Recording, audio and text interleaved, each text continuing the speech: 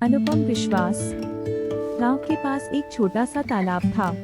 वहां पर एक पुराना पेड़ भी था जिस पर हर साल एक अनूठा प्रकार का फल आता था। लोग इसे विशेष फल कहते थे।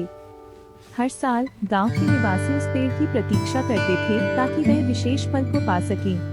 एक बार एक गरीब किसान भोला उस पेड़ के पास गया और देखा कि पेड़ पर कोई फल नहीं था। वह बहुत निराश हुआ और लौट गया। कुछ दिनों बाद एक अजनबी आदमी गांव में आया। वहां पर अधिकारी के पास जाकर कहा, मैं उस विशेष फल को खरीदना चाहता हूँ। अधिकारी ने कहा, लेकिन वह फल तो अभी आना बाकी है। अजनबी आदमी ने एक बड़ी राशि दी और कहा, मैं इस गांव में रहूंगा और इस विशेष फल का इंतजार करूंगा। उसने अपनी तमाम संपत्तियों को गांव में छोड़ दिया और रहने लगा। समय बीतता गया, लोगों का ध्यान अनजान आदमी पर चला गया।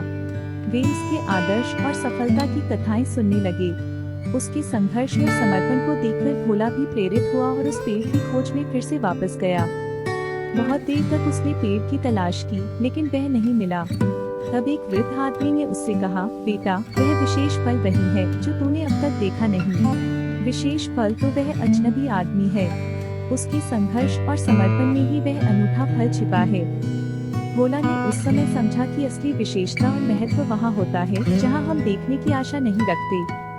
इस कहानी से हमें यह सीख मिलती है कि हमें अपनी संघर्ष और समर्पण को समझना चाहिए और हमें हमेशा समय समय पर सच्चे और मूल्यवान चीजों की पहचान करनी चाहिए।